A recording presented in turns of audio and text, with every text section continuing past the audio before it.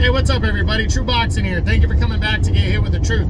So today we're doing the 2023 top 10s, and we're gonna look at my number 5 welterweight in the world right now, the current WBC interim champion, Mario Barrios. Now, before we get into that, if you could smash the like button, leave a comment, or subscribe to the channel, I really do appreciate any and all support that I can get as I continue to build my channel here. So Barrios entered, he wasn't ranked in the welterweight division in my top 10 last year.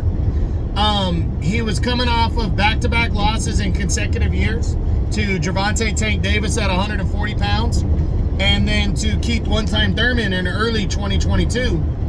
And, you know, Barrios was viewed as just a fighter that like a B or C class opponent. He wasn't considered to be a top tier guy. Early in the year, he took on Jovian Santiago, a guy that had been in the ring with Adrian Broner, and he was able to stop Santiago in 8 rounds. Excuse me. That led to a big fight with Yordenis Ugas on the Canelo Charlo undercard. And it was for the vacant WBC interim belt, but that fight was widely seen as as Ugas is coming back after almost a year and a half out since he got beat down against Errol Spence Jr. It was just viewed as Ugas, gonna get some rounds in, get a victory, become the interim champ, and get right back in the mix. And I picked Ugas to win too, but one thing that concerned me was the age difference and the size difference. And I felt like that could be a factor, and it was. I mean, Mario Barrios absolutely outworked and outgunned Yordenis Ugas and went on to a convincing 12-round unanimous decision as he captured the WBC interim title and scored the biggest victory of his career in an upset. So now he's 28 years old, so still in his physical prime. Overall, he's 28-2 with 18 knockouts, and he's heading into 2024 hot.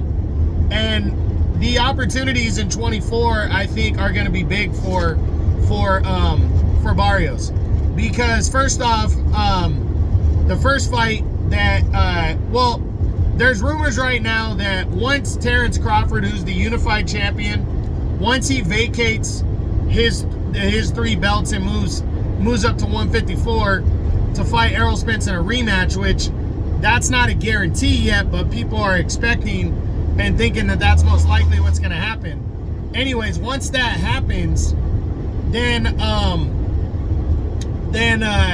Barrios will be upgraded to full champion, and there's talks already about him attempting to unify belts against Boots Ennis, the IBF champion.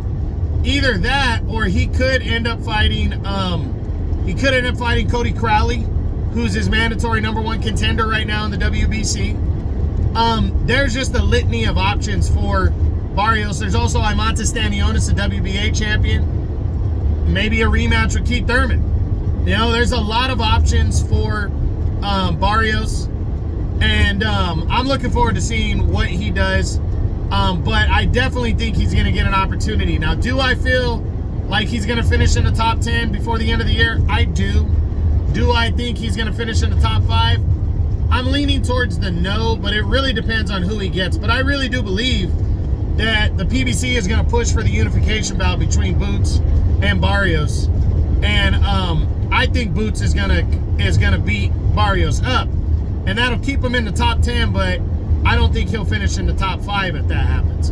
But we'll see, because you never know. I mean, there's that opportunity, but there's also others, and we just got to see how it all shakes out once Crawford and Spence work out their rematch. So we'll see what happens, but that's it. That's what I got. That's my 2023 top 10 on my number 5 welterweight in the world right now, the WBC interim champion, Mario Barrios. I hope you enjoyed the video. If you did, smash the like button, leave a comment, or subscribe to the channel.